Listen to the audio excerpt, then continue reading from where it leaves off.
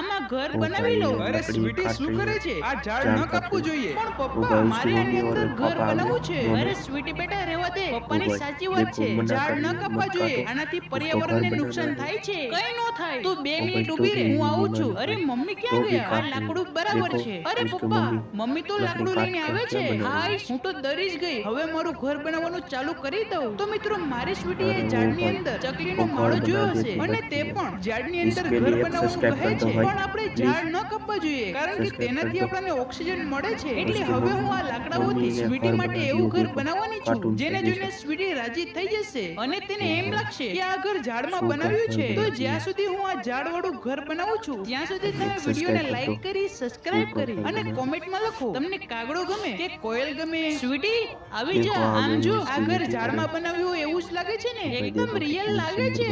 તો મિત્રો તમને આ ઘર કેવું લાગ્યું કોમેન્ટમાં જરૂર લખજો।